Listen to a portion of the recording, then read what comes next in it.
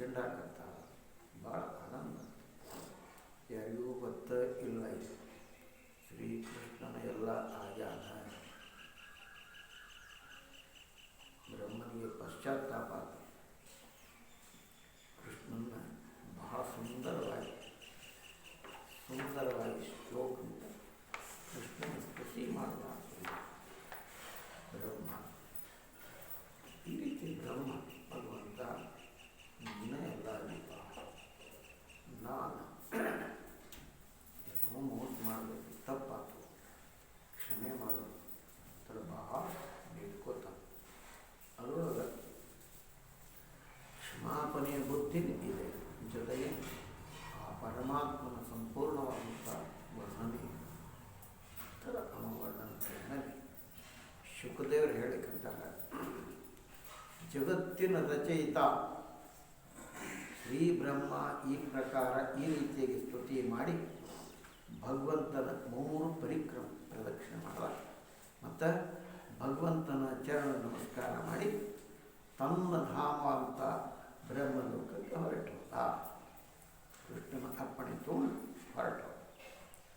ತನ್ನ ಮಿತ್ರ ಗ್ವಾಲ ಬಾಲಕರು ಕರಗಳು ಅವುಗಳ ಮೋಕ್ಷ ಪ್ರಧಾನ ರೂಪಿ ಕೌತಿಕದಿಂದ ಯುಕ್ತವಂತ ಧೃತ ವಿಲಂಬಿತ ತನ್ನ ಪುತ್ರ ಬ್ರಹ್ಮಾಜಿ ಅವನಿಗೆ ಆನಂದ ಪ್ರದಾನ ಮಾಡುವಂಥ ಗ್ವಾಲ ಬಾಲಕರು ತಥಾ ಕರುಗಳಿಗೆ ರೂಪನ್ನು ಧಾರಣ ಮಾಡುವಂಥ ಭಗವಂತ ಅಚ್ಯುತ ಈ ಎಲ್ಲರೂ ಗುರುಗಳ ಮಂಗಲ ಪ್ರದಾನ ಮಾಡ್ತಾ ತಾನು ಎಲ್ಲರೂ ರಕ್ಷಣೆ ಮಾಡಲಿ ಅಂತ ಶುಕದೇವರು ವರ್ಣನೆ ಮಾಡ್ತಾ ಇದ್ದಾರೆ. ಪರಮಾತ್ಮ ಎಂಥವನ ತನ್ನ ಮಿತ್ರ ಗ್ವಾಲ ಬಾಲಕ ತಥಾ ಕರುಗಳು ಅವರೆಲ್ಲ ಮೋಕ್ಷ ಪ್ರಧಾನ ರೂಪಿ ಕೌತುಕದಿಂದ ಯುಕ್ತವಾದಂಥ ಆನಂದ. ಅವರ ಆ ಬ್ರಹ್ಮನ ಆಶ್ರಮ ಮಲಿಗೆ ಬಿಟ್ಟಾರ ಎಲ್ಲರೂ. ಇತ್ತ ಕೃಷ್ಣ ಅವರೇ ಎಲ್ಲನೂ ಆಗಿದ, ಅವ್ರವ್ರ ಮನೆಗೆ ಹೋಗಿದ್ದ. ಇದರ ಅರ್ಥ ಏನು? ಕೃಷ್ಣನೇ ಎಲ್ಲನೂ ಆಗ್ಯಾನ. ಏನೇನಿದೆ ಎಲ್ಲವೂ ಶ್ರೀಕೃಷ್ಣನೇ ಆಗಿದೆ. ಹಂಗೆ ಆ ತನ್ನ ಪುತ್ರ ಬ್ರಹ್ಮ ಅವನ ಮಗನೇ ಆನಂದ ಪ್ರದಾನ ಮಾಡುವಂಥ ಗ್ವಾಲ ಬಾಲಕರು ಕರಗಳ ರೂಪ ಧಾರಣ ಮಾಡುವಂಥ ಭಗವಂತ ಅಚ್ಯುತ ತಾನು ಎಲ್ಲರ ಬ್ರಜದೊಳಗೆ ಮಂಗಲ ಪ್ರದಾನ ಮಾಡ್ತಾ ತಾನು ಎಲ್ಲದರ ರಕ್ಷಣೆ ಮಾಡಲಿಪ್ಪ ಅಂತ ಶುಕದೇವರು ಕೂಡ ಬೇಡ್ಕೊತಾ ಇದ್ದಾರೆ. ಅದು ಆದಮೇಲೆ ಭಗವಂತ ಬ್ರಹ್ಮನ ಆಜ್ಞೆ ಪ್ರದಾನ ಮಾಡಿ ಆಯ್ತಪ್ಪ ಹೋಗುತ್ತೇಳಿ ತನ್ನ ಎದುರಿಗೇನೆ ವಿದ್ಯಮಾನ ಆ ಕರಗಳನ್ನು ಮೊದಲನೇ ಸಮಾನ ತನ್ನ ಶಾಖೆಯ ಜೊತೆಗೆ ಶ್ರೀ ಯಮುನೆಯ ದಂಡೆ ಮೇಲೆ ತೊಗೊಂಬಂದ. ಅವೆಲ್ಲವನ್ನು ಮತ್ತು ಅವೇನು ಬ್ರಹ್ಮ ಹಿಡಿದುಕೊಂಡಿದ್ದ ಅವೆಲ್ಲ ತೊಗೊಂಬಂದ. ತನ್ನ ರೂಪವನ್ನು ಅಂತರ್ಧಾನ ಮಾಡ್ಕೊಂಡು ತಾನೇ ಕರಾಗಿನ ತನ್ನ ಆಕಳಾಗಿನ ಮಕ್ಕಳ ಎಲ್ಲ ತನ್ನ ರೂಪವನ್ನು ಹಿಂತಕ್ಕೊಂಡ. ಅವುಗಳಿಂದ ಮೂಲ ರೂಪಿತ್ತು. ಅವನ್ನೆಲ್ಲರೂ ತಗೊಂಡು ಯಮುನಾ ನದಿ ದಂಡೆ ಮೇಲೆ ಕೃಷ್ಣ ಅಲ್ಲೇ ತೊಗೊಂಬಂದ. ಅನುಜ್ಞಾ ಅರ್ಥಾತ್ ಆಜ್ಞಾ ಪ್ರದಾನ ಮಾಡಿ ಸ್ವಯಂಭುವ ಬ್ರಹ್ಮ ಹಾಗೆ ಅಲ್ಲೇ ಮೊದಲನೇ ಮಿತ್ರ ಇದ್ದು ಅದ್ರ ಮೇಲೆ ಆ ಕರಗಳನ್ನು ಎಲ್ಲ ಏನು ಇದ್ರು ಆ ಕರಗಳೆಲ್ಲ ಅಲ್ಲೇ ಬಂದು. ಅದಕ್ಕೆ ಶುಕದೇವ ಹೇಳ್ತಾರೆ, ಶುಕದೇವ ಆಯತ ಪರೀಕ್ಷಿತರಾಗ ತನ್ನ ಪ್ರಾಣವಲ್ಲಭ ಭಗವಂತ ಕೃಷ್ಣ ಇಲ್ಲದೆ 1 ವರ್ಷದ ತನಕ ಇವು 1 ವರ್ಷ ಕಳೆದೋಗೈತಿ. ಆ ಬ್ರಹ್ಮ ಏನೋ ಸ್ವಲ್ಪ ಆದಂಗೆ ಆಗೈತಿ. ಆದರೆ ಇತ್ಲಾಗಿನ ಲೆಕ್ಕದಿಂದ ಹಿಡಿದ್ರೆ 1 ವರ್ಷ ಕಳಿತು.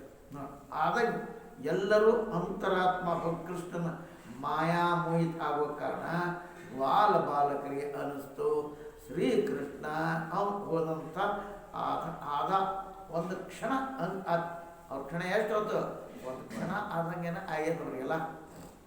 ಕಳೆದು ಹೋಗೈತೆ ಎಷ್ಟು 1 ವರ್ಷ 1 ಕ್ಷಣ ಆದಂಗೆ.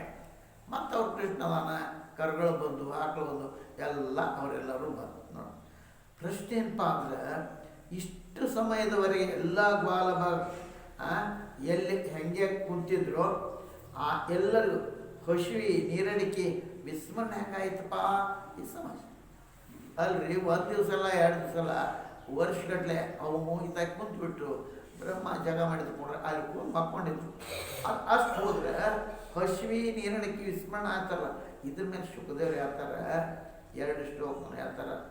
ತನ್ನ ಪ್ರಾಣೇಶ ಭಗವಂತ ಕೃಷ್ಣ ಇಲ್ಲದೆ 1 ವರ್ಷ ಅವ್ರು ಕಳೆದು ಹೋಗಿದ್ರು, ತಮ್ಮ ಪ್ರಿಯತಮ ವಿರಹ ಯಾವಾಗ ಈ ಒಂದು ಕ್ಷಣದ 1 ವರ್ಷ ಒಂದು ಕ್ಷಣವೂ 1 ವರ್ಷಕ್ಕಿಂತ ಹೆಚ್ಚಾದ ಸಮಯ 1 ವರ್ಷ ಹೋಗಿದೆ.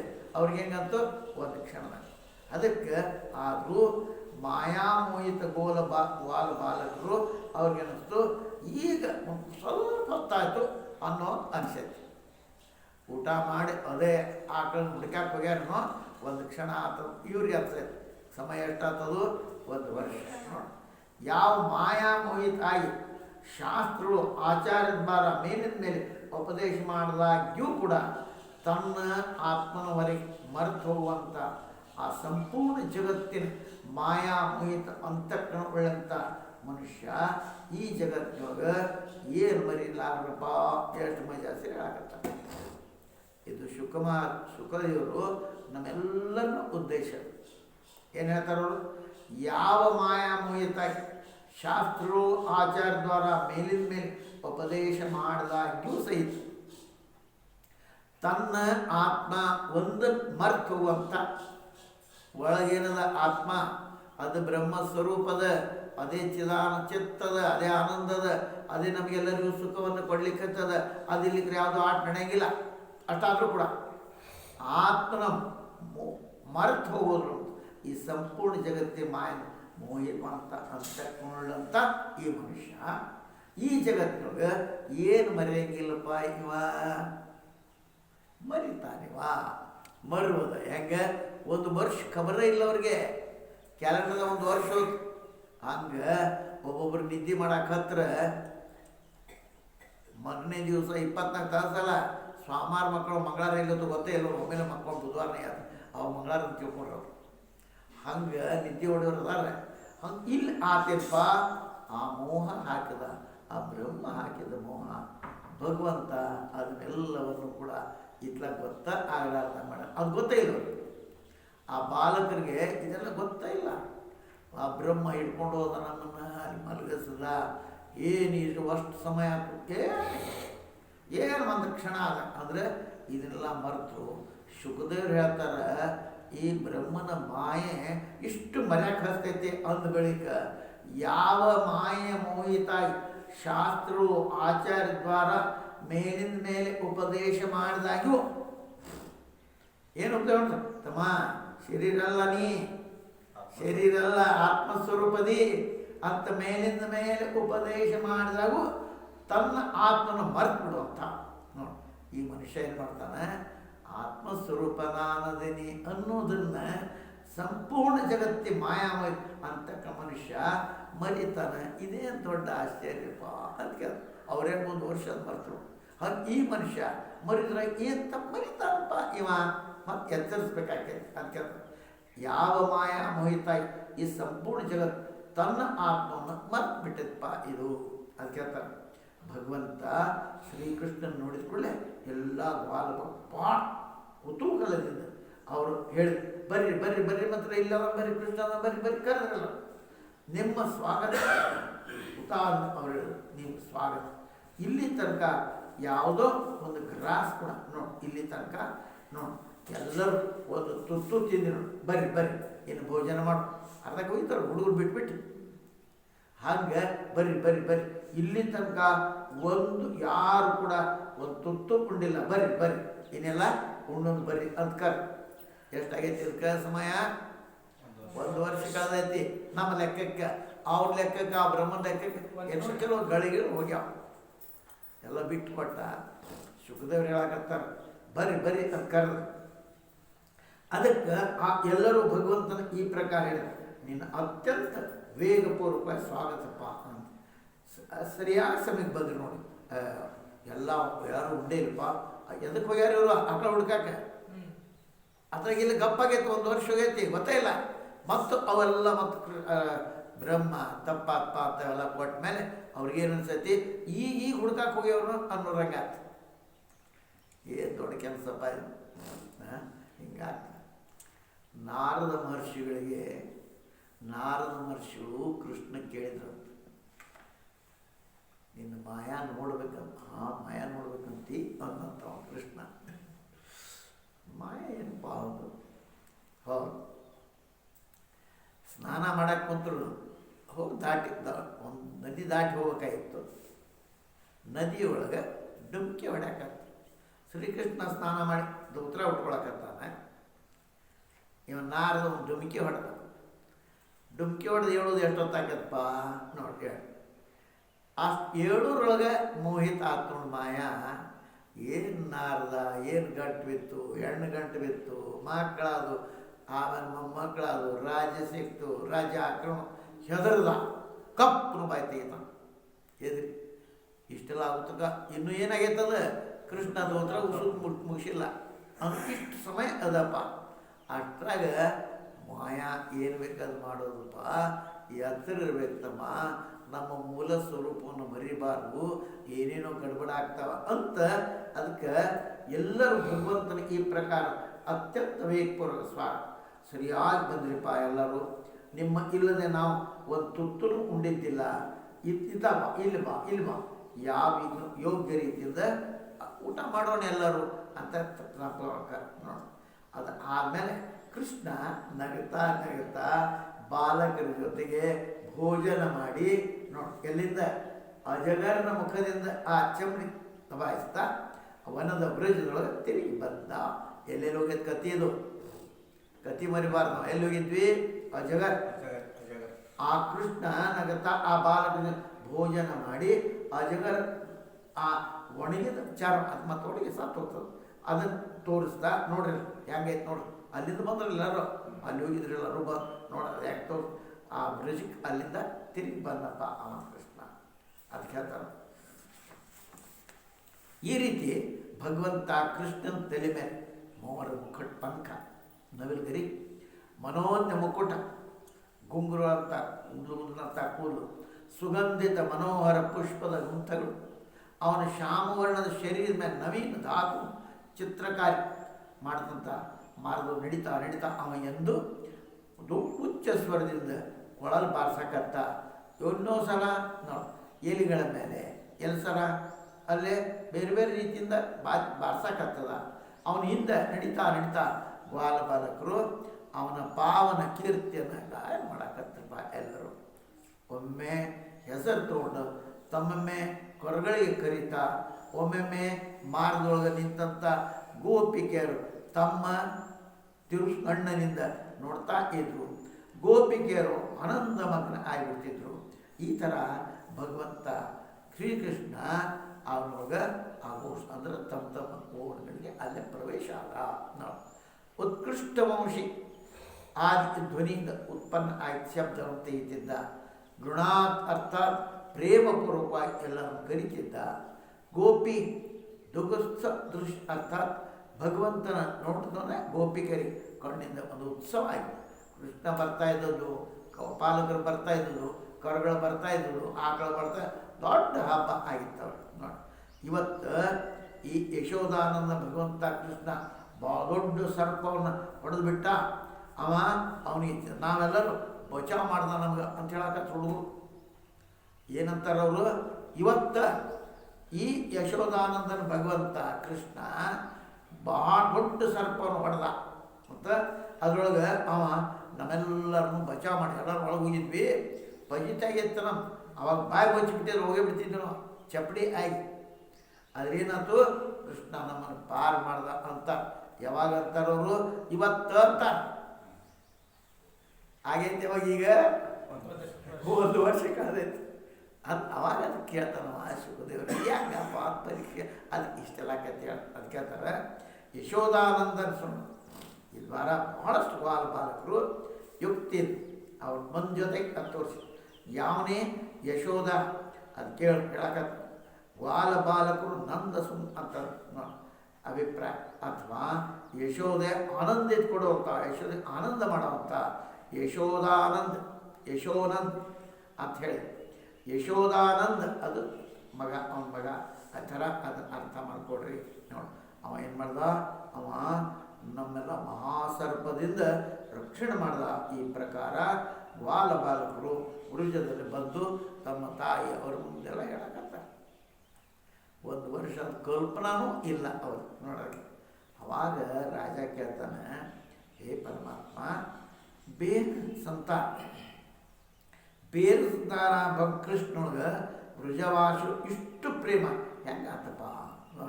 ಇಷ್ಟು ಪ್ರೇಮ ಮೊದಲು ಅವ್ರಿಗೆ ತನ್ನ ಪುತ್ರ ಮೇಲೆ ಸಹಿತ ಇದ್ದಿದ್ದಿಲ್ಲ. ಇದಕ್ಕೆ ಕಾರಣ ನೀನು ತಿಳಿಸು.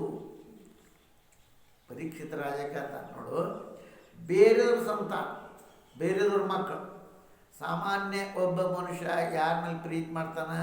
ತನ್ನ ಮಕ್ಕಳ ಮೇಲೆ ಪ್ರೀತಿ ಮಾಡ್ತಾನೆ, ತನ್ನ ಮಕ್ಕಳ ಮೇಲೆ. ಈಗ ಬೇರೆ ಸಂತಾನ ಭಗವಂತ ಕೃಷ್ಣೊಳಗೆ ವೃಷಿಕವಾಸಿಗಳು ಇಷ್ಟೊಂದು ಪ್ರೇಮ ಹ್ಯಾಂಗೆ ಮಾಡಿದರು? ಮಗನ ಬಿಡ್ತಾರೆ, ಕೃಷ್ಣ ಮೇಲೆ ಎಲ್ಲರೂ ಪ್ರೀತಿ ಮಾಡ್ತಾರಲ್ಲ, ತನ್ನ ಮಕ್ಕಳ ಮೇಲೆ ಪ್ರೀತಿ ಮಾಡೋ ಸ್ವಾಭಾವಿಕ. ಅದೆಲ್ಲರೂ ಕೂಡ ಒಬ್ಬರಲ್ಲ ಇಬ್ಬರು ಎಲ್ಲರೂ ಕೂಡ ಕೃಷ್ಣನ ಮೇಲೆ ವಿಶೇಷ ಪ್ರೀತಿಯನ್ನು ಮಾಡ್ತಾರೆ. ಅದು ಹೆಂಗಾತು? ಇಷ್ಟು ಪ್ರೇಮ ಮೊದಲು ಅವರು ತನ್ನ ಮಕ್ಕಳ ಮೇಲೂ ಮಾಡಿದ್ದಿಲ್ಲ. ಇದು ಕಾರಣ ಏನಪ್ಪ ಅಂತ ಪರೀಕ್ಷಿತ ರಾಜ ಶುಕದೇವರಿಗೆ ಕೇಳಾಕತ್ತ. ವೃಜಭಾಷು ಸಣ್ಣ ಮಕ್ಕಳ ಸಮಾನ ಪ್ರತಿದಿನ ನಿಧಾನವಾಗಿ ಸೀಮಾತೀತ್ ಮಾತ್ರ ಕೃಷ್ಣನ ಸಮಾನ ಅಲ್ಲೇ ಬೆಳೆದು ನೋಡಿ, ಎಲ್ಲರೂ ಬೆಳೆದು ಆ ಮಕ್ಕಳು ಎಲ್ಲರೂ ಬೆಳೆದು ಆಮೇಲೆ ಇತ್ಯಾಶ್ರಮ ದ್ವಾರ ತನ್ನ ಮಕ್ಕಳು ಅವರು ಕೂಡ ಬೇರೆ ಪುತ್ರ ಕೃಷ್ಣನ ಮೇಲೆ ಪ್ರೇಮಾಧಿಕ್ಯ ಅದನ್ನು ನೋಡಿಕೊಂಡು ಅಲ್ಲೇ ಬಲರಾಮ ಅಲ್ಲಿ ಎಲ್ಲರೂ ಕೇಳ್ತಾರೆ, ಏನಪ್ಪ ಇಷ್ಟೆಲ್ಲ ಪ್ರೀತಿ ಯಾಕೆ ಅಂತ. ಶುಕದೇವರು ಹೇಳ್ತಾರೆ ಅದಕ್ಕೆ, ರಾಜ, ಸಂಸಾರದ ಎಲ್ಲ ಪ್ರಾಣಿ ತನ್ನ ಆತ್ಮನನ್ನೇ ಸರ್ವಾಧಿಕ ಪ್ರೇಮ ಮಾಡ್ತಾರೆ. ಇದು ಸತ್ಯವಂತ ಸಿದ್ಧಾಂತ. ಮನುಷ್ಯ ಯಾರ ಮೇಲೆ ಹೆಚ್ಚಿಗೆ ಪ್ರೀತಿ ಮಾಡ್ತಾನಪ್ಪ? ತನ್ನ. ಇದು ಉದ್ದನ ಕಥೆ ಬೇರೆ ಬೇರೆ ಉಪನಿಷತ್ನೊಳಗೆ ಬಂತು. ಹೆಂಡತಿ ಮೇಲೆ ಪ್ರೀತಿ ಅಲ್ಲ, ಆಕೆ ತನ್ನ ಉಪಕಾರ ತನ್ನ ಮೇಲೆ ಪ್ರೀತಿ. ಅದ್ರ ಬೇರೆ ಅದಕ್ಕೆ ಮಕ್ಕಳ ಮೇಲೆ ಭಾಳ ಪ್ರೀತಿ ಮಾಡ್ತಾರ್ರಿ ಅಂತ ಒಬ್ಬ ತಮ್ಮ ಮಕ್ಕಳ ಮೇಲೆ ಪ್ರೀತಿ ಇರಂಗಿಲ್ಲ, ತಡಿ ತೋರಿಸ್ತೇನೆ ನಿನ್ಗೆ ಅಂತ ಒಂದು ಮಂಗನ ಮರಿ ಮಂಗನ ಮನೆಯಲ್ಲಿ ತೊಗೊಂಡು ಬಂದದ್ದು. ಅವ್ನು ದೊಡ್ಡ ಕಾಜಿನ ಡ್ರಮ್ನೊಳಗೆ ಹಾಕದ ಮ್ಯಾಲೆ ಬಾಯಿ ಮುಚ್ಚಿದ್ರು. ಆತ ಗಾಡಿ ಪಾಡಿ ಬಿಟ್ಟಿದ್ದಾರೆ. ಅವಾಗ ಮ್ಯಾಲಿಂದ ನೀರು ಬಿಡಾಕತ್ರ. ಅದಕ್ಕೆ ನೀರು ಬಿಡಾಕತ್ರು. ತಲೆ ಮೇಲೆ ಇದ್ದದನ್ನು ಮ್ಯಾಲೆ ತೊಗೊಂತ ಆ ಮಂಗ್ಯ ತನ್ನ ಮರಿಯನ್ನು ಹೆಗಲ ಮೇಲೆ ಕುಂಡ್ರಿಸ್ಕೊಂತು. ನೀರು ಮ್ಯಾಲೆ ಬರಾಕತ್ತು. ಬಂದಂಗೆ ತನ್ನ ಕುದಿ ತನಕ ಯಾವಾಗ ಬಂತೋ ಇನ್ನು ಮುಣೋಗುತ್ತೇನೆ ಅಂತ ಬಂದಾಗ ಆ ಮರಿಯ ಕಾಲು ತೊಳಗೆ ಹಾಕ್ತು, ಅದ್ರ ಮೇಲೆ ನಿಂತು. ಅದ್ರ ಅರ್ಥೇನು? ತಾನು ಬಚಾವಾಗಬೇಕು. ಎಲ್ಲರ ಪ್ರೀತಿ ಯಾರ ಮೇಲೆ? ತನ್ನ ಮೇಲೆ. ಪ್ರೀತಿ ಯಾರ ಮೇಲೆ ಹೆಚ್ಚಿರ್ತದೆ? ತನ್ನ ಮೇಲೆ ಪ್ರೀತಿ. ಬೇರೆದವ್ರ ಪ್ರೀತಿ ನೆಮಕ್ಕಿರ್ತದೆ, ಅಥವಾ ನನಗೆ ಮುಂದೆ ತೊಂದರೆ ಆತಲ್ಲೋ ಅನ್ನೋ ಪ್ರೀತಿ ಇರ್ತದೆ. ಅದಕ್ಕಲ್ಲೇ ರಾಜ ಸಂಸಾರ ಎಲ್ಲ ಪ್ರಾಣಿ ತನ್ನ ಆತ್ಮನಲ್ಲೇ ಸರ್ವಾಧಿಕ ಪ್ರೀತಿ ಇರ್ತದೆ. ಇದಕ್ಕೇನು ಗೊಡ್ರ ಅಂತ ನೋಡಿ, ಹಂಗೆ ಅದ್ರ ಮೇಲೆ ಪ್ರೀತಿ ಆತ್ಮನಲ್ಲೇ. ಅದಕ್ಕಲ್ಲೇ ಪ್ರೀತಿ ಹೆಂಡತಿ ಮೇಲಪ್ಪ, ಮಕ್ಕಳ ಮೇಲಲ್ಲ, ಯಾರು ತಮ್ಮ ಮೇಲೆ. ಅದಕ್ಕೆ ಅಲ್ಲೇ ಹೇಳ್ತದೆ. ಆತ್ಮ ವ್ಯತಿರಿಕ್ ಪುತ್ರ ಧನ ಎಲ್ರಿಗೂ ಪ್ರೇಮ ಬರ್ತದಲ್ಲ, ಅದು ಇದಕ್ಕಾಗ್ತದಲ್ಲ, ಅವು ತನ್ನ ಆತ್ಮನಿಗೆ ಪ್ರೀತಿ ಅನ್ನಿಸ್ತದಂತ ಪ್ರೀತಿ. ಇದಕ್ಕದು ಪ್ರೀತಿ ಮಾಡ್ತದಂತ ಪ್ರೀತಿ. ಮಂದಿ ಮಕ್ಕಳ ಮೇಲೆ ಯಾಕೆ ಪ್ರೀತಿ ಮಾಡ್ತಾಳಪ್ಪ ತಾಯಿ? ಅದಕ್ಕೊಂದು ಕಾರಣ. ಉಣ್ತಾಳೆ ಎಲ್ಲರೂ, ಉಣ್ಬರ್ರಿ ನೀವು ಬರ್ರಿ. ತನ್ನ ಮಗನ ಕುಡಿಸ್ತಾಳೆ, ಉಳಿದವ್ರು ಉಣಿಸ್ತಾಳೆ. ಉಳಿದವ್ರು ಉಣಿಸ್ತಾಳೆ ಯಾಕೆ? ತನ್ನ ಮಗ ಅವ್ರ ಜೊತೆಗೊಂಡು ಹೆಂಡಸಿ ಉಣ್ತಾನಂತ. ಮಕ್ಕಳ ಮೇಲೆ ಪ್ರೀತಿ, ತನ್ನ ಮಗನ ಮೇಲೆ ಪ್ರೀತಿ ಐತಿ. ಅದಕ್ಕೆ ಏನು ಮಾಡ್ತಾಳೆ? ಅವ್ನಿಗೆ ನೀಡ್ತಾಳೆ. ಯಾಕೆ ಅವ್ರಿಗೆ ಅವ್ನ ಗೆಳೆಯಾಗ ನೀಡ್ತಾರೆ? ಅವನ ಗೆಳೆಯಾಗ ನೀಡಿದ್ರೆ ಇವ ಚೆಂದಾಗಿ ಉಣ್ತಾನ ಅಂತಿರ್ತೈತೆ ಹೊರತಾಗಿ ಮತ್ತೆ ಹಂಗೆ ಆ ಮಕ್ಕಳ ಮೇಲೆ ಪ್ರೀತಿ ಇರ್ತದಲ್ಲ, ಆ ಮಕ್ಕಳ ಮೇಲೆ ಪ್ರೀತಿ ತನ್ನ ಜೊತೆ ಸಂಬಂಧ ಬಂತು ಅಂದರೆ ತನಗೆ ದುಃಖ ಆಗತ್ತೆ ಅಂತ ಮಕ್ಕಳು. ಅದಕ್ಕಾಗಿ ಪ್ರೇಮ ಇರ್ತದೆ. ಅದಕ್ಕೆ ಅವು ವಸ್ತು ತನ್ನ ಆತ್ಮ ಪ್ರಿಯ ಅನ್ನಿಸ್ತಾವ ಅಂತ, ಅವು ತನಗೆ ಪ್ರೀತಿಯನ್ನು ಮಾಡ್ತಾವ ಅಂತ ಅವ್ರ ಮೇಲೆ ಪ್ರೀತಿ ಇರ್ತಾನೆ. ಇದು ಭಾಳ ದೊಡ್ಡ ಸಿದ್ಧಾಂತ. ತನ್ನ ಮೇಲೆ ಯಾಕೆ ಪ್ರೀತಿ? ಅದ್ರ ಮೇಲೆ ಪ್ರೀತಿ ಅದ. ಬೇರೆ ಅವ್ರು ತನ್ನ ಮೇಲೆ ಪ್ರೀತಿ ಮಾಡ್ತಾರಂತ ಅವ್ರ ಮೇಲೆ ಪ್ರೀತಿ. ಅವ್ರು ತನ್ನ ಮೇಲೆ ಪ್ರೀತಿ ಇಲ್ಲ, ಏನೋ ಮಾಡ್ತಾರ ನೋಡ್ರಿ. ಯಾರೇ ಇರಲಿ, ನೀನು ಮಾಡಿ ಸಾಕಾಗಿ ನಿಂತಾಳೋಕೆ ಅಂದರೆ ಬೇರೆ ಸೇರ್ತಾನೆ, ಊಟಕ್ಕೆ ಬರ್ಸೋದು. ಹಂಗೆ ತನ್ನ ಮೇಲೆ ಪ್ರೀತಿ ಇದೆ. ಕೃಷ್ಣ ಎಲ್ಲಿಗೂ ಮತ್ತು ಎಲ್ಲರ ಆತ್ಮ ಯಾರಪ್ಪ? ನಾವು ಕೃಷ್ಣ. ಆತ್ಮನ ಪ್ರೀತಿ, ಆತ್ಮ ಅಂದ್ರೆ ಕೃಷ್ಣ. ಅದಕ್ಕೆ ಎಲ್ಲರ ಪ್ರೀತಿ. ಅದಕ್ಕೆ ತನ್ನ ಅಪೇಕ್ಷೆ ತನ್ನಕ್ಕಿಂತಲೂ ತನ್ನ ಆತ್ಮೀಯ ಕಡಿಮೆ ಪ್ರೀತಿ ಆಗೋದು ಉಚಿತನ. ಇದ್ರ ಮೇಲೆ ಪ್ರೀತಿಗಿಂತ ಅದ್ರ ಮೇಲೆ ಪ್ರೀತಿ ಕಡಿಮೆ ಇರ್ತದೆ. ಇದು ಸ್ವಾಭಾವಿಕ ಅದಪ್ಪ. ಈ ಮಾತನ್ನು ಹೇಳ್ತಾ ಮೊದಲು ಅದನ್ನು ಹೇಳ್ತಾರಲ್ಲ, ಆತ್ಮ ಸ್ವಭಾವತಃ ಸರ್ವಾಧಿಕ ಪ್ರಿಯ ಇರ್ತದೆ. ಪ್ರೀತಿ ಯಾವ್ದಪ್ಪ? ತಮ್ಮಲ್ಲಿಯೇ ಪ್ರೀತಿ. ಇದಕ್ಕೆ ಭಾಳ ದೊಡ್ಡ ಸಿದ್ಧಾಂತ ಹೇಳ್ತಾರೆ. ಮಕ್ಕಳ ಮೇಲೆ ಪ್ರೀತಿ ಇಲ್ಲ, ಪಡಿವೆ ಮೇಲೆಲ್ಲ, ಸ್ಮೆಲ್ಲ ಏನು ಭಾಳಷ್ಟು ಆಭರಣ ಹಾಕೊಂಡು ಹೊಂಟಿರ್ತಾರಪ್ಪ. ನಡೆದಾರೆ ರಾತ್ರಿ ಒಳಗೆ ಕಾಡ್ರು ಬಂದ್ರಪ್ಪ ಅಡವೆ ಎಲ್ಲ ಆಭರಣ ಬಿಚ್ಚಿ ಕೊಡ್ತೀವೋ ಕೊಲ್ಲೇವ್ ನೀನು. ಆಭರಣ ಮೇಲೆ ಪ್ರೀತಿ, ಆಭರಣ ಇರಲಿ ಅನ್ಪ, ನಮ್ಗೆ ಬೇಕಾದ್ರೆ ಕೊಲ್ ನಾ ಇರೋದು ಆಭರಣ ಇರಲಿ ಅಂತಿದ್ದ ಅನ್ನಂಗಿಲ್ಲ. ಏನಂತಾನೆ? ತಗೊಳ ಮಾರಾಯ ಎಲ್ಲ ಅಂದ್ರೆ ಪ್ರೀತಿಯಾಗ ಆಭರಣ ಮೇಲೆಲ್ಲ, ಆಭರಣ ಮೇಲೆ ಏನು ಕಳಿಸ್ತಾನೆ. ಆದ್ರೆ ಆಭರಣ ಹೋಗ್ಕತಿ, ನಾವು ಹೋಗ್ತೀನಿ, ಆಭರಣಕ್ಕಿಂತ ನಾವು ಹೋಗ್ತಾನ, ಎಲ್ಲ ತಗೊಳ್ಳೋ ಮಾರಾಯ ನಾನು ಬಿಟ್ಟರೆ ಸಾಕು. ಹಂಗೆ ಅಲ್ಲಿ ಅದೇ ಆತ್ಮ ಸರ್ವಾಧಿಕ ಪ್ರಿಯ. ಆತ್ಮ ವ್ಯತಿರಿಕ್ತ ಅದರೊಂಥ ಔಪಾಧಿಕ ಪ್ರೇಮ ಇರ್ತದೆ.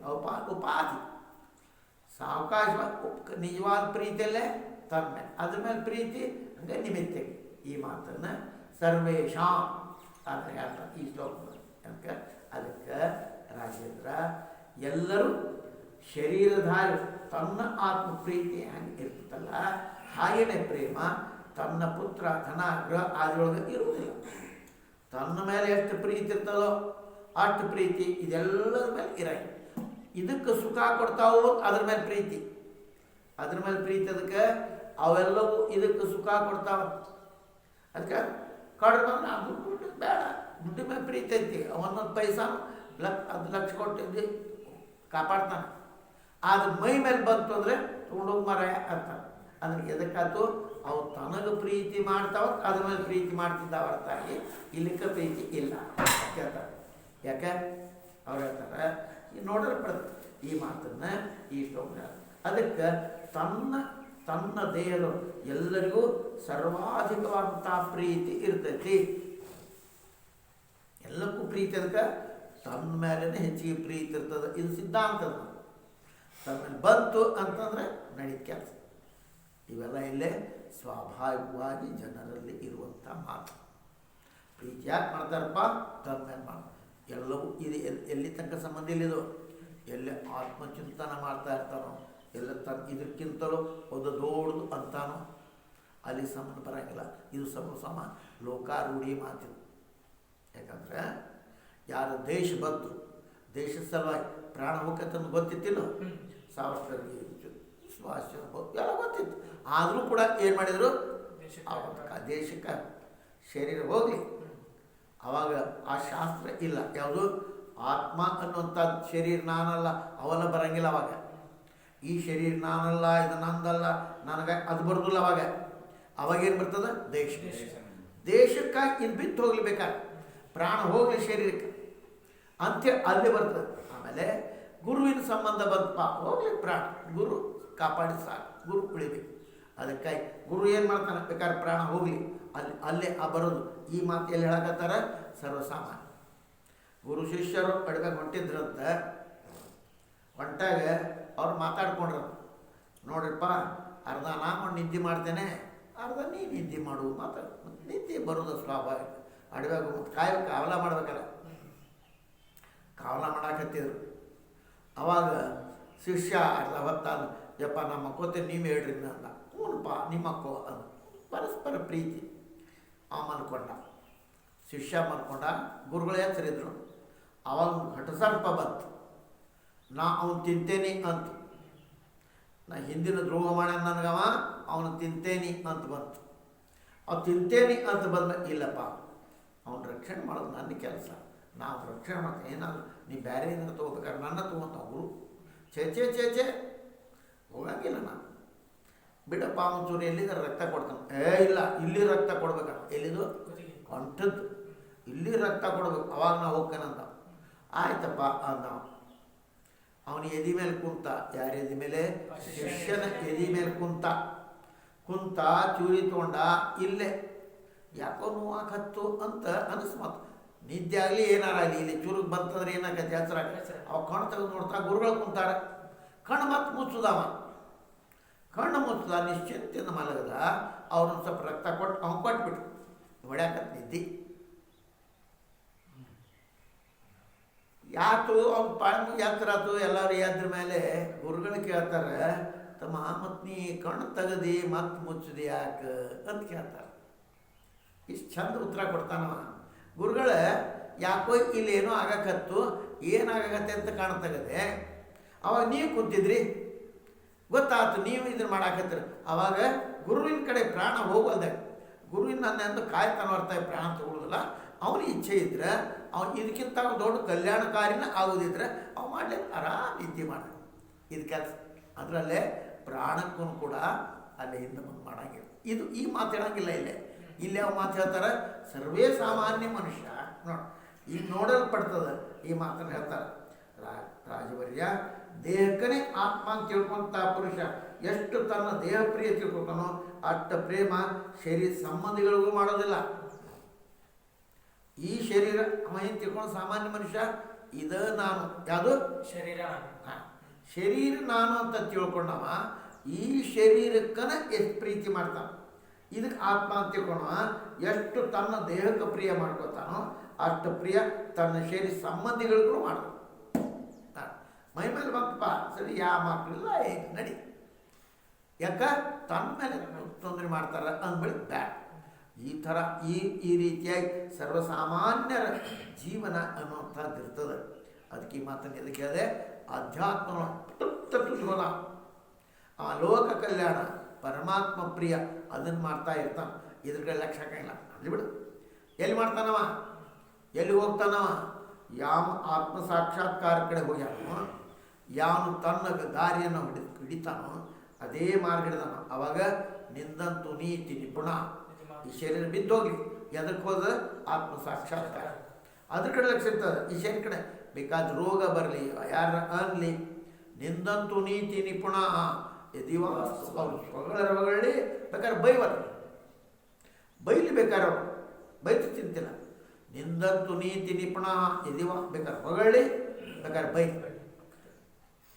ಅದ್ದೈವವ ಮರಣಮಸ್ತು ಯುಗಾಂತರೆ ಸಾವಿವತ್ತು ಬರಲಿ ಅವರು ಲಕ್ಷ್ಮೀ ಸಮಾವಿಶತು ಗಚ್ಚತ್ ವಾಯತ್. ದುಡ್ಡು ಬರಲಿ ಹೋಗಿ ನ್ಯಾಯಾತ್ಮತ ಪ್ರವಿಚಲಂತಿ ಪದ ನ ಧೀರ. ಅವನಿಗೆ ಧೀರ ನ್ಯಾಯ ಮಾರ್ಗದ ಮೇಲೆ ಏನು ನಡೀತಾ ಇದ್ದಾನೋ ಅವನ ಮಾನ ಅಪಮಾನ ಏನು ಸರ್ ಅದೆಲ್ಲ ಹೋಗಿ ಆ ಜ್ಞಾನ ಮಾರ್ಗಕ್ಕೆ ಹೊಂಟಾನ, ಆತ್ಮ ಸಾಕ್ಷಾತ್ಕಾರಕ್ಕೆ ಹೊಂಟಾನ. ತನ್ನ ಕರ್ತವ್ಯದ ಕಡೆ ಆ ಕರ್ತವ್ಯನ ಬಿಡೋದಿಲ್ಲ. ಅವನಿಗೆ ಧೀರ ಅನ್ನೋಂಥ ಶಬ್ದ. ಅದಕ್ಕಲ್ಲೇ ಸಾಮಾನ್ಯ ದೇಹವನ್ನೇ ತಾನು ತಿಳ್ಕೊಂಡವ, ಅದ್ರ ನಾ ಆತ್ಮ ಅಂತ ತಿಳ್ಕೊಂಡವ ದೇಹಕ್ಕೆ ಭಾಳ ಮಹತ್ವ ಕೊಡ್ತಾನೆ. ಇದಕ್ಕೇನಾದ್ರು ಗಬಕ್ನ ಬದಲಾವಣೆ ಪೂರ್ಣ ವಿಚಾರ ಮಾಡೋಂಗಿಲ್ಲ. ಅವ್ರು ಯಾಕೆ ಅಂದಿದ್ದಾರೋ ಏನಾಯ್ತು ಇದು ವಿಚಾರ ಮಾಡೋಂಗಿಲ್ಲ. ಇದಕ್ಕೇನಾರು ಆಯ್ತು ನಡಿ ಮತ್ತೆ ಹಿಂಗಂದ್ರಲ್ಲ ಇಲ್ಲಿ ಶುರು. ಅದಕ್ಕಾಗಿ ಆತ್ಮಾಧ್ಯಾಸ ತಾರತಮ್ಯ ಪ್ರೇಮ ತಾರತಮ್ಯ ಆ ಅಧ್ಯಾಸ ನಿಮಿತ್ತಕವೇ ಆಗ್ತಾ ಇರ್ತದೆ. ಈ ಮಾತನ್ನು ತಿಳ್ಕೊಳ್ಳೋ ಸಲುವಾಗಿ ದೇಹಾತ್ಮ ಬುದ್ಧಿವಾನ್ ಅಂತೇಳಿ ಎಲ್ಲ ಹೇಳಿದ್ರು. ದೇಹವೇ ನಾನು, ನೀ ದೇಹನೋ ಅಲ್ಲ, ನೀನದಿ ದೇಹ ನಾನು ಬಂತು. ಇದಕ್ಕೆ ಏನಾರ ಮತ್ತು ನನಗೆ ಹಿಂಗ್ಯಾಕೆ ಅನ್ಬೇಕು ಶುರು ಆಯ್ತು ಹಿಂಗಂದ್ರಲ್ಲ, ಅದಕ್ಕೆ ಹಿಂಗೆ ಮಾಡಿ ಅದು ಶುರು ಇಲ್ಲ. ನಾನೇನದೇನಿ ಆತ್ಮಸ್ವರೂಪ. ಈ ದೇಹ ಯಾರ ಇದಕ್ಕಂದ್ರೆ ಹೊರತ ನನಗಂದಿಲ್ಲ. ಏನು ತಿಳ್ಕೊಬೇಕಾಯ್ತಲ್ಲೇ, ದೇಹಕ್ಕೆ ಆತ್ಮಕ್ಕೆ ಯಾರು ಏನನ್ನಕ್ಕೆ ಸಾಧ್ಯತೆ ಇಲ್ಲ. ವಿಚಾರ ಮಾಡಿರಿ, ಒಬ್ಬರು ತನಗೆ ಬೈದ್ರಪ್ಪ, ಅಜ್ಞಾನಿ ಅಂತನಂತಮ್ಮ ನೀ ಯಾರಿಗೆ ಬೈದಿ? ಶರೀರಕ್ಕೆ ಬೈದೆ. ಶರೀರಕ್ಕೆ ಬೈದಿ ಅಂದ್ರೆ ನಾನು ಇದಕ್ಕೆ ಬೈಯವನ ಯಾಕಂತ ಯಾವಾಗ ಹೋಯ್ತಪ್ಪ ನಾನು ಇದ್ರ ಬಗ್ಗೆ ಯಾವಾಗ ಅಲಕ್ಷ್ಯ ಮಾಡ್ಯಾನೋ, ನಾ ಯಾವಾಗ ಆತ್ಮ ಸಾಕ್ಷಾತ್ಕಾರ ಇದೊಳೆ ಹತ್ತೈತೆ ನನಗಿದು ಯಾವುದು ಈ ಶರೀರ ಮತ್ತು ಮಾಡಬೇಕಲ್ಲ. ಇದು ಬಂದೈತಂದ್ರೆ ಇದು ಅನ್ನಿಸ್ದಂಗ ಈ ಶರೀರ ಬಂದು ನಾನು ಇದಕ್ಕೆ ಬೈಯವನ ನೀನು ಬೈಯವ ಅಂದ ಬಳಿಕ ಏನಾದ್ರು ನಾವಿಬ್ಬರು ದೋಸ್ತರಾಗಿಲ್ಲ.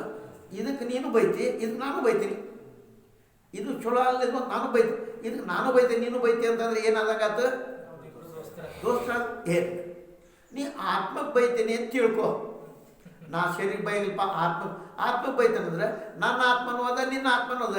ಯಾರಿಗೆ ಬೈದಂಗೆ ಆತ್ನಿ? ನಿನ್ನಷ್ಟಕ್ಕೆ ನೀನ ಬೈಕೊಂಡಾಗಾತು. ಆತ್ಮನು ಇದು ಆತ್ಮನದೇ, ಅಲ್ಲೂ ಆತ್ಮನ ಇದೆ ಅಂದ ಬಳಿಕ ನೀ ಆತ್ಮಕ್ಕೆ ಬೈತೇನೆ ಅಂದೇ, ನೀನ ಬೈಕೊಂಡಾಗ ಅಂದ ಬಳಿಕ ನನಗೇನಾದ್ರೂ ಚಿಂತಿಲ್ಲ. ಈ ಥರ ಅಧ್ಯಾತ್ಮ ಮಟ್ಟದ ಹೋದ ಈ ಸ್ಥಳ ವಿಚಾರ ಎಲ್ಲಿ ತನಕ ಇದು ನಾನು ಅನ್ನೋಂಥ ನನಗೆ ಹಿಂಗಂದು ಅವಸರ ತನ್ನ ಕರ್ತವ್ಯವನ್ನೇ ಮಗಿತ್ ಕೆಲಸ. ಅನಾಹುತಗಳು ಎಲ್ಲಿ ತನಕ ಆಗ್ತಾವ, ದೊಡ್ಡ ಅನಾಹುತಗಳಾಗ್ತವೆ. ಮಯ ಅನ್ನುವಂಥ ಮನುಷ್ಯರಿಂದ ಪಾಂಡವರು ಮನೆ ಕಟ್ಸಿದ್ರಂತ. ಮನೆ ಹೆಂಗಿತ್ತಪ್ಪ, ನೀರು ಇದ್ದಲ್ಲೇ ನೀರಂಗೆ ನೀರು ಅಂತ್ಕೊಂಡು ದೂತ್ರ ಇರೋದ ದುರ್ಯೋಧನ ಬಂದು ನೀರೇ ಇಲ್ಲಲ್ಲೇ ನೀರು ಇಲ್ಲ ಅಂತ ಕಾಣಕತ್ತಿತ್ತು. ತೊಯ್ದು ಹಂಗೆಲ್ಲ ಅಲ ಇವನ ಅಂದ. ಮ್ಯಾಲೆ ಕುಂತಿದ್ದಲೇ ದ್ರೌಪದಿ ಸುಮ್ಮನೆ ಕೊಟ್ಟಿರ್ಬೇಕೇನ್ರಿ. ಒಂದ ಮಾತ, ಒಂದು ಸಣ್ಣ ಮಾತ, ಕುರುಡನ ಮಗ ಮುಂದಿನ ಅನ್ನಂಗಿಲ್ಲ. ಕುಡ್ಡನ ಮಗ ಅಂದ್ಕೊಳ್ಳಿ ನನಗಾತು, ಅವರು ಕುಡ್ಡ ಅಂದಾಗಾತಿಲ್ಲ. ಹತ್ತ ನೋಡಿ ಏನತ್ತು ನೋಡೇ ಬಿಡ್ತೇನೆ ನಾನು. ಹೀಗೆ ಅಪಮಾನ ಮಾಡಿದ್ನಲ್ಲ, ಕುಡ್ಡನ ಮಗ ಅಂದಲ್ಲ, ಹತ್ತು ನೋಡಿ ಏನು ಮಾಡತ್ತು. ಮಹಾಭಾರತ ಅಲ್ಲಿಂದಾನೆ ಅಲ್ಲಿ ಸೀರಿನ ಶಾಳ ಅದು ಸಿಟ್ಟಿತ್ತಲ್ಲ ನನಗೆ ಹಿಂಗೆ ಅಂದಾಳಿಕೆ ಹೆಣ್ಮೇಲೆ ಸಿಟ್ಟು ಎಲ್ಲಿ ತನಕ ಎದಕ್ಕೆ ಹಾಕದ. ಒಂದು ಸಣ್ಣ ಮಾತು, ಅದಕ್ಕೆ ಮನುಷ್ಯ ಎರಡೂ ರೀತಿ ವಿಚಾರ ಮಾಡಬೇಕು. ಮಾನಾಪಮಾನಗಳು ಬಂದಾಗ ತನ್ನ ಕರ್ತವ್ಯದ ಕಡೆ ಗಮನ ಹರಿಸ್ಬೇಕಾಗಿ ಅವಾಗೇನಂದು ಭಗವಂತ ನೋಡ್ತಾ ಇರ್ತಾನೆ. ಈ ಶರೀರಕ್ಕೆ ಬೈ ಈ ರೀತಿ ತಿಳ್ಕೊ. ಶರೀರಕ್ಕೆ ಬೈತಿ ಅಂದರೆ ನೀ ಶರೀರ ನಿಂದು ಶರೀರ, ಈ ಶರೀರ ಎಂಥದ್ದು ಇದು, ಈ ಶರೀರ ನಾನಲ್ಲ, ಇದು ಉಪಾಧಿ ಅದ ನನಗೆ ಹೊರ್ತಾ ಅದ. ಇದು ಹರಿಯೋದ ನೋಡ್ಲೆ ಅಂತ ಇದು ಬೈದಪ್ಪ ಯಾವನಾರ ಹರಿತು ನೋಡಿದ ಬೈದ ಹರಿತೆ ಹರಿದಾಕೊಂಡು ಕೊಡ್ತೀನಿ. ಈ ಶರೀರ ಹೊರತಾಗಿ ಒಳಗೆ ನನ್ನ ಕರ್ತವ್ಯನ ಮೀರಂಗಿಲ್ಲ. ಅದಕ್ಕೆ ಅಲ್ಲೇ ನಾವು ಒಂದು ಮಾತು ಯಾವುದು ಕುಡ್ಡನ ಮಗ ಅಂದ್ಲು ಹತ್ತರೊಳಗೆ ಇಲ್ಲಿ ತನಕ ಅದು ಅನೇಕ ಮಹಾತ್ಮನವ್ರಿಗೆ ಅನೇಕ ಅಂತ ಬಿಡ್ತಾ ನಡೀತಾವ ಎಂತಿಂತ ಅಂತ. ಆದರೆ ತಮ್ಮ ನ್ಯಾಯ ಪಥ ಪ್ರವಿಚಲಂತೆ ಪದನ್ನ ಧೀರಾಹ. ಯಾವಾಗ ಮನುಷ್ಯ ಆತ್ಮತತ್ವ ವಿಚಾರ ಮಾಡಿ ತಿಳ್ಕೊತಾನೇನೋ ಶರೀರ ಆತ್ಮನಲ್ಲ, ಶರೀರ ಆತ್ಮಲ್ಲ. ಅದರ ಪಶ್ಚಾತ್ ಶರೀರದೊಳಗೆ ಏನು ಮಮತಾ ಇರ್ತದೆ ಅದು ಆತ್ಮ ಆಗುವಂಥ ಮಮತಾ ತುಲ್ಯ ಅಲ್ಲ. ಆತ್ಮನ ಮಮತಾ ಅದು ಶರೀರ ತುಲ್ಯ ಅಲ್ಲ. ಅದೇ ಥರ ಪಶ್ಚಾತ್ ಶರೀರದೊಳಗೆ ಏನು ಮಮತಾ ಅದು ಆತ್ಮನ ಆಗುವಂಥ ಮಮತಾ. ಇದಕ್ಕೆ ಆತ್ಮ ನಾನು ಅಂತ ಏನಂತೀವೋ, ನಾನು ಪರಬ್ರಹ್ಮ ಸ್ವರೂಪ ಅದಕ್ಕೆ ಸಮಾನ ಆಗುದಿಲ್ಲ. ಒಮ್ಮೆ ಅಂತಾನೆ ನಾ ಹೋದೆ ನಾ ಅಂತಾನೆ ಶಬ್ದ ಪ್ರಯೋಗದ. ಅದ್ರ ಒಳಗೇನು ಗೊತ್ತದ ಅವಾಗ ನಾನು ಪರಬ್ರಹ್ಮ ಸ್ವರೂಪ ಗೊತ್ತದ. ಅದಕ್ಕೆ ತುಲನಾ ಮಾಡೋಣ. ಈ ಕಾರಣ ಶರೀರ ಜೀರ್ಣ ಆದಾಗೂ ಕೂಡ ಜೀವಿಸುವಂಥ ಬಲವಾದ ಆಶೆ ಜೀವಂತ ಇನ್ನೂ ಬದುಕಬೇಕಂತ. ಅದಕ್ಕಲ್ಲೇ ಶ್ರೀಧರ ಸ್ವಾಮಿ ಮೃತ್ಯು ಅತ್ಯಂತ ಸನ್ನಿಷ್ಠ ಆದಾಗ ಜೀವಿಸುವಂಥ ಆಶೆ ಈಗ ಇನ್ನು ಬದುಕಂಗಿಲ್ಲವ. ಈ ಪ್ರಕಾರ ನಿಶ್ಚಯ ಆದಾಗ್ಯೂ ದೇಹದೊಳಗೆ ಅದು ಆತ್ಮನ ಆಗುವಂಥ ಪ್ರೇಮ ಅದನ್ನು ಹಿಡ್ಕೊಂಡ ಅದಕ್ಕೆ ಸಂಬಂಧಿಸಿದ್ದು ಅಂತ ಅಥವಾ ಯಾವ ಶರೀರ ಜೀರ್ಣ ಆದ ಮೇಲೂ ಜೀವಿಸ್ಬೇಕಂತ ಆಶಾ ಅವಿವೇಕ ದಿಶೆ ಒಳಗಾಕತಿ. ಜೀರ್ಣ ಇನ್ನೂ ಯಾವಾಗ ಆಕೈತದ ಅವಿವೇಕ ದಿಶೆ. ವಿವೇಕ ದಿಶೆ ಆದರೆ ಜೀರ್ಣ ಯಾವಾಗ ಹೋದ್ರೆ ರೆಡಿ, ತಾನಾಗೆ ಹಾಳು ಮಾಡ್ಕೊಳ್ಳೋದಿಲ್ಲ. ಅದಾಗ ಯಾವಾಗ ಹೋಗೋದು ಹೋಗ್ಲಿ ಅಂತ ಅದ್ರ ಬಗ್ಗೆ ಆಶೆ ಮಾಡ. ಹಂಗೆ ಅವಿವೇಕ ಇದ್ದಾಗ ಅದಾಗ ಆ ಮಮತಾ ಆದಿ ವಿವೇಕಿ ಪುರುಷನಿಗೆ ಎದಿ ಶರೀರ ಪ್ರೇಮ ಅದು ಆತ್ಮ ಇರುವಂಥ ಪ್ರೇಮ ಅದಕ್ಕೆ ಸಂಬಂಧಿಸ. ಆತ್ಮ ನಾನು ಅಂದಿರ್ತಾನ ಶರೀರ ಮೇಲೆ ನೋಡು. ಶರೀರಕ್ಕೆ ಹಸಿವಾಗೈತೋ ಏನಾಗೈತೆ ನೋಡಿ ಅಡುಗೆ ಮಾಡಿರಲ್ಪ ನೋಡಂತೇನೆ ಅಂದಾಕ್ಷಣಕ್ಕೆ ಇದ್ರ ಮೇಲೆ ಭಾಳ ಪ್ರೇಮ ಐತೆ ಅಂತ ಅನ್ಬೇಕೇನೋ ಇಲ್ಲ. ಅದಕ್ಕಿರುವಂಥ ಪ್ರೇಮನೇ ಹೆಚ್ಚದ. ಇದಕ್ಕೆ ಗೌಣದ ಯಾವ್ದ ಮೇಲೆ ಈ ಶರೀರ ಮೇಲೆ ಪ್ರೇಮ ಗೌಣ ಅಂತ ನೀನು ಅಡಿಗೆ ಐತಿಲ್ಪ ಸ್ವಾಭಾವಿಕವಾಗಿ ಪ್ರಾಣ ಹಸಿವೆ ಋಷಿಗಳು ಹಿಂಗಿರ್ತಾವ. ಅದಕ್ಕೆ ವಿವೇಕಿ ಪುರುಷ ಶರೀರೊಳಗೆ ಬಹಳಷ್ಟು ಅಧಿಕ ಆಸ್ತಾ ಮಾಡೋದಿಲ್ಲ. ಇದು ಮಾತ್ರ ಯಾರು ವಿವೇಕಿ ಪುರುಷ ಶರೀರ ಭಾಳ ಅಧಿಕ ಮಾಡ್ತಾನೆ. ಇಲ್ಲಿ ಈ ಶಬ್ದ ಯಾವುದು ಭಾಳ ಮಾಡೋದಿಲ್ಲ, ಏಟ್ ಮಾಡಿರ್ತಾನೆ. ಅದಕ್ಕೆ ಅತಿ ಗೌರವ ಕೊಡೋದಿಲ್ಲ. ಅದಕ್ಕೆ ಎಲ್ಲ ಶರೀರ ತನ್ನ ಆತ್ಮ ಸರ್ವಾಧಿಕ ಪ್ರೇಮ ಇರ್ತದೆ.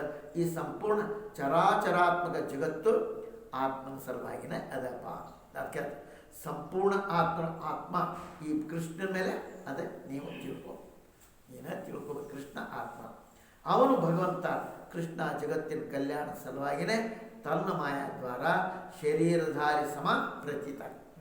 ಎದಕ್ಕೆ ಮಾಡ್ತಾನಪ್ಪ? ಶರೀರಧಾರಿಗಳಂತೆ ಪ್ರತೀತ ಆಗ್ತಾನ. ಯಾರು? ಕೃಷ್ಣ. ಆತ್ಮಸ್ವರೂಪ ತಂದು ಇದ್ದಾಗ್ಯಾದರೂ ಕೂಡ ಅವ್ರಿಗೆ ಆನಂದವನ್ನು ಉಂಟು ಮಾಡೋ ಸಲುವಾಗಿ ಶರೀರಧಾರಿ ಸಮಾನ ಆ ಪ್ರತೀತಿ ಆಗ್ತಾನಪ್ಪ. ಈ ಮಾತನ್ನು ಹೇಳುವಂಥ ಅಭಿಪ್ರಾಯ. ಅವ ಕೃಷ್ಣನೇ ನಿಮ್ಮ ಸಂಪೂರ್ಣ ಆತ್ಮಗಳ ಆತ್ಮ ತಿಳ್ಕೊ ಅಂತೇಳಿ. ಯಾಕಲ್ಲಿ ಪ್ರೇಮ ಮಾಡಾಕತ್ತೀರಪ್ಪ? ಇದಕ್ಕೆ ಬಂತ ಪ್ರಶ್ನೆ ಈಗ. ಅಲ್ರಿ ತನ್ನ ಮಕ್ಕಳಿಗೆ ಪ್ರೇಮ ಕೃಷ್ಣನೇ ಯಾಕೆ? ಆತ್ಮ ಐತಪ್ಪ, ಅದು ತನ್ನ ಆತ್ಮ ಮೇಲೆ ಪ್ರೀತಿ ಹೆಚ್ಚಿರ್ತದೆ. ಅದಕ್ಕೆ ಆತ್ಮ ಅದು ಐತದ ಪ್ರೀತಿ ಮಾಡ. ಯಾರು ಕೃಷ್ಣನ ವಾಸ್ತವಿಕ ಸ್ವರೂಪ ತಿಳ್ಕೊತಾರೋ ಅವ್ರಿಗಾಗಿ ಈ ಜಗತ್ತಿನೊಳಗೆ ಏನು ಚರಾಚರ ಅದೆಲ್ಲವೂ ಕೃಷ್ಣ ರೂಪ. ಯಾವಾಗ ಆತ್ಮಸ್ವರೂಪವನ್ನು ತಿಳ್ಕೊಂಡಾಗ ಭಗವಂತ ಕೃಷ್ಣನ ಕೃಷ್ಣನ ವಾಸ್ತವಿಕ ಸ್ವರೂಪ ಏನಪ್ಪ? ಅವ ಕೇವಲ ಇಂಥವ್ರ ಮಗ ಆಗಿ ಹುಟ್ಟಾನಂತಲ್ಲ, ನಂದನ ಮಗನೂ ಅಲ್ಲ, ವಸುದೇವನ ಮಗನೂ ಅಲ್ಲ. ಅದು ಅವ ಏನದನಪ್ಪ? ನಿಮಿತ್ತಕ್ಕೆ ಹಿಂಗಾಗ್ಯಾನ. ಖರೆ ಏನದ? ಪರಾತ್ಮ. ಅದನ್ನು ತಿಳ್ಕೊಳ್ಳೋಂಥವ ಈ ಜಗತ್ತು ಏನೇ ಚರಾಚರ ಪದಾರ್ಥ ಅವೆಲ್ಲವೂ ಅವನ ರೂಪನೇ ಕೃಷ್ಣ ಅಂತ ತಿಳ್ಕೊಂಡ್ತಾನ. ಕೃಷ್ಣ ಅವನು ಬಿಟ್ಟು ಮತ್ತೊಂದು ಏನೂ ಇಲ್ಲ ನೋಡಿ.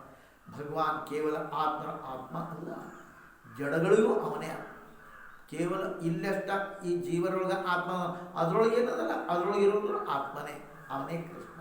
ಆ ವಸ್ತುತಃ ಇತ್ಯಾದಿ ಶ್ಲೋಕ ಯಾರು ತಿಳ್ಕೊತಾರೆ ಸಂಪೂರ್ಣ ಜಗತ್ ಕಾರಣ ಭಗವಂತ ಕೃಷ್ಣನೇ ಅವ್ರಿಗಾಗಿ ಎಲ್ಲ ಸ್ಥಾವರ ಪದಾರ್ಥ ಪರಮಾತ್ಮ ಭಗವಂತ ರೂಪ. ಅದು ಬಿಟ್ಟು ಬಂದ ಇಲ್ಲ. ಎಲ್ಲ ವಸ್ತು ಅಂತಿಮ ರೂಪ ತನ್ನ ಕಾರಣ ಸ್ಥಿತ ಅದಪ್ಪ. ಈ ಕಾರಣ ಪರಮ ಕಾರಣ ಕೃಷ್ಣನೇ ಇದ್ದಾನೆ. ಅದಕ್ಕೆ ಯಾವ ವಸ್ತು ಭಗವಂತ ಕೃಷ್ಣನಿಂದ ಭಿನ್ನ ತಿಳ್ಕೊಬೇಕಪ್ಪ? ಯಾವುದೂ ಭಿನ್ನ ಇಲ್ಲ. ಅದು ಹೆಂಗೆ ಹೇಳಬರ್ತಂದ್ರೆ ಈ ಉತ್ತರದೊಳಗೆ ಶುಕದೇವ್ ಹೇಳ್ತಾರೆ, ಭಾವ ಅರ್ಥ ಪರಮಾರ್ಥ ಎಲ್ಲ ವಸ್ತು ಕಾರಣಗಳು ಅದಪ್ಪ, ಅಲ್ಲೇ ಪರ್ಯವಸಾನ. ಆ ಕಾರಣ ಎಲ್ಲವೂ ಭಗವಂತ ಕೃಷ್ಣನೇ. ಅದಕ್ಕೆ ಯಾವ ವಸ್ತು ಕೃಷ್ಣ ವ್ಯತಿರೇಕ ಇದನ್ನು ಬಿಟ್ಟು ಬೇರೆ ಯಾವುದನ್ನು ತಿಳ್ಕೊಳ್ಳಿಪ್ಪ ನಾನು? ಯಾವ್ದು ಬೇರೆ ಐತಿ? ಅದನ್ನು ಬಿಟ್ಟು ಬೇರೆ ಯಾವುದು ಇಲ್ಲ. ಯಾರು ಪುಣ್ಯಕೀರ್ತಿ ಕೃಷ್ಣನ ಪದಪಲ್ಲವನ್ನು ಮಹಾನ್ ನೌಕಾ ಅದು ಮಾಡ್ಕೊಂಡಾರೋ ಎಲ್ಲಿ ಬಂತು? ಯಾರು ಪುಣ್ಯಕೀರ್ತಿ ಭಗವಂತನ ಪದಪಲ್ಲವ ಹೆಚ್ಚು ತುಣು ಅದನ್ನು ಮಹಾನ್ ನೌಕಾ ಮಾಡ್ಕೊಂಡಾರೋ ಅವ್ರ ಸಲುವಾಗಿ ಈ ಸಂಸಾರ ಸಾಗರ ಎಂಥದ್ದು? ಕರದ ಹೆಜ್ಜೆ, ಆಕಳ ಹೆಜ್ಜೆ ಅಲ್ಲ, ಕರದ ಹೆಜ್ಜೆ ಬಿದ್ದಂಥ ನೀರು ಹೆಂಗೆ ದಾಟಿ ಹೋಗೋದಕ್ಕೆ ಹಗರ ಹಾಕತ್ತೋ ನೌಕಾ ಏನು ಮಾಡ್ಕೋಬೇಕು? ಆ ಕೃಷ್ಣನ ಮಾಡ್ಕೋಬೇಕಪ್ಪ. ಆ ಪರಮ ಪದ ಪ್ರಾಪ್ತಿ ಆಗ್ತೈತಿ. ಮತ್ತು ಅವ್ರಿಗಾಗಿ ವಿಪತ್ತಿಯ ಮನೆ ಸಂಸಾರ ಆಗಾಗಿಲ್ಲ. ಅವ್ರೇನು ತಿಳ್ಕೊತಾರೆ? ಇದೇನು ವಿಪತ್ತ ಅಲ್ಲ ಅಂತ ತಿಳ್ಕೊತಾರೆ. ಅದಕ್ಕೆ ಭಗವಂತ ಕೃಷ್ಣನೇ ಪರಮಾರ್ಥ ಆಗೋದ್ರಿಂದ ಅವನು ಶರಣಾಗತಿ ಮಾಡ್ತಾ ಜನರಿಗೆ ಮುಕ್ತಿ ತನ್ನಷ್ಟು ತಾನೇ ಸಿಗ್ತದೆ. ಯಾರನ್ನ ಆಧಾರ ಇಟ್ಕೋಬೇಕು? ಭಗವಂತ. ಈ ಹೇಳಿ ಈ ಪ್ರಕರಣ ಉಪಸಂಹಾರ ಮಾಡಿ ಪವಿತ್ರ ಕೀರ್ತಿ ಮುರಾರಿ ಪದಪಲ್ಲವನ್ನು ಯಾರು ತಮ್ಮ ನೌಕಾ ಅದರ ಆಧಾರ ಮಾಡಿಕೊಂಡಾರೋ ಆ ಮಹಾಪುರುಷರ ಆಶ್ರಯದವು. ಆ ಜನ ಸಲುವಾಗಿ ಸಂಸಾರ ಆ ಕರುಗಳ ಹೆಜ್ಜೆ ಅದರ ನೀರು ಬಿದ್ದರೆ ದಾಟೋದು ಎಷ್ಟು ಹಗರ ಹಾಕತ್ತೋ ಹಂಗೆ ಹಗರ ಹಾಕಪ್ಪ. ನೋಡು, ನೀ ಏನು ಕೇಳಿದ್ದಲ್ಲ ಎಲ್ಲ ಮಾತು ನಾನು ನಿನಗೆ ಅದು ಕೇಳಿದ್ದಿಲ್ಲವ. ಅವನ್ನೇ ಪ್ರೀತಿ ಮಾಡ್ತಾರೆ ಎಲ್ಲರೂ, ಅದೆಲ್ಲ ಹೇಳಿದಪ್ಪ. ಶ್ರೀಹರಿ ಕೌಮಾರಾವಸ್ಥಾ ತಥಾ ಪೌಗಂಡಾವಸ್ಥಾ ಅಲ್ಲಿ ಮಾಡ್ತಾ ವರ್ಣ ಅಲ್ಲಿ ಅಂದರೆ ಬಾಲ್ಯ ಪೌಗಂಡ, ಇತ್ತ ತರುಣನೂ ಅಲ್ಲ, ಇತ್ತ ಬಾಲ್ಯ, ಅದು ಪೌಗಂಡಾವಸ್ಥಾ ಅಂತ ಕೌಮಾರಾವಸ್ಥಾ. ನೋಡಿ, ಅದಕ್ಕೆ ಮುರ ಅನ್ನುವಂಥ ದೈತ್ಯನ ಮುರಾರಿ ಅಂತ ಮುರ ಅನ್ನುವಂಥ ದೈತ್ಯನ ಹೊಡೆಯುವಂಥ ಅವ ಭಗವಂತ ಪಾಪ ನಿಯಮ ಆ ವಿನಾಶಕ ಈ ಚರಿತ್ರ ಭಗವಂತ ಅಲ್ಲಿ ಹೇಳ್ತಾರೆ ಶಾಶ್ವತ್ ಆ ಭೂಮಿ ಮೇಲೆ ಭೋಜನ ಮಾಡೋದು ಎಲ್ಲ ತನ್ನ ಹಿತೈಷಿಗಳ ಜೊತೆಗೆ ಹೇಳುವಂಥ ಮನುಷ್ಯ ತನ್ನ ಸಮಸ್ತ ಅರ್ಥ ಪ್ರಾಪ್ತ ತನಗೇನು ಬೇಕೋ ಅದನ್ನು ಪ್ರಾಪ್ತ ಮಾಡ್ಕೋತಾನೆ. ತನ್ನ ಸುಹೃದ ಶ್ಲೋಕ ಅದಾರ್ಥಂ ಅರ್ಥ ಪಾಪ ವಿನಾಶಕ ಶಾದ್ಬಲ ಭೂಮಿ ಭೋಜನ ಮಾಡುವುದು, ಅದರ ವ್ಯತಿರೇಕ ಅರ್ಥಾತ್ ಜಡ ಪ್ರಪಂಚ ಅದು ಭಿನ್ನವಾದಂಥ ಶುದ್ಧ ಸತ್ವಾತ್ಮಕ ಅಥವಾ ಚಿದ್ವಿಲಾಸ ರೂಪ ಚರಿತ್ರೆ ಕೃಷ್ಣಂದು. ಬ್ರಹ್ಮನ ಮಹಾನ್ ಸ್ತುತಿ, ಬ್ರಹ್ಮ ಏನೇನು ಸ್ತುತಿ ಮಾಡ್ಯಾನ ಆ ಸ್ತುತಿ ಎಲ್ಲರಿಗೂ ಕೇಳುವಂಥ ಮನುಷ್ಯ ತನ್ನ ಸಮಸ್ತ ಪುರುಷಾರ್ಥವನ್ನು ಪ್ರಾಪ್ತ ಮಾಡ್ಕೋತಾನಪ್ಪ. ಈ ರೀತಿ ಈ ಭಾಗವತದೊಳಗೆ ಪರೀಕ್ಷಿತ ಈ ಥರ ಕೃಷ್ಣನ ಬಲರಾಮನ ಕಣ್ಮುಚ್ಚೋಡು ಅಲಾಲ ಆಟಪಾಯು ಸೇತು ಬಂಧನ ಸಮಾನವಾಗಿ ಅಲ್ಲಿ ಮಾಡ್ತಾ ಇದ್ದಾನೆ. ಕುಮಾರಾವಸ್ಥಾ ಅನುರೂಪ ಅನ್ನುವಂಥ ಲೀಲೆಗಳನ್ನು ಮಾಡ್ತಾ ತನ್ನ ಕುಮಾರಾವಸ್ಥೆಯನ್ನು ಆ ಬ್ರಜದೊಳಗನ ಅಲ್ಲೇ ಕಳೆದ. ಬ್ರಜಭೂಮಿ ಅಲ್ಲೇ ಕೃಷ್ಣ ಅವರಿಗೆ ಎಲ್ಲ ಆಟ ಆಡ್ತಾ ಅಲ್ಲಿ ಕಳೆದಪ್ಪ. ಈ ಥರ ಪರಮಾನಂದ ಸ್ವರೂಪ ಭಗವಂತ ಋಷಿಮುನ ಚರಣ ಸೇವ ಶ್ರೀಧರ ಸ್ವಾಮಿಗಳು ತಮ್ಮ ಬುದ್ಧಿ ಅನುಸಾರವಾಗಿ ಬ್ರಹ್ಮನ ಸ್ತುತಿಯ ವ್ಯಾಖ್ಯೆ ಮಾಡಿದ್ರೆ ಅದು ಇಲ್ಲಿ ಮುಗಿಸ್ತಾ ಇದ್ದಾರೆ. ಮುಂದಿನ ಅಧ್ಯಾಯದೊಳಗೆ ಧೇನುಕುಮಾರ ಉದ್ಧಾರ, ಕಾಲಿಯಾನಾಗ ಈ ವಿಷಯವನ್ನು ಗ್ವಾಲ ಬಾಲಕರು ಹೆಂಗೆ ರಕ್ಷಣೆ ಮಾಡ್ದ ಅನ್ನೋದನ್ನು ಹೇಳ್ತಾರೆ. ಆ ವಿಷಯವನ್ನು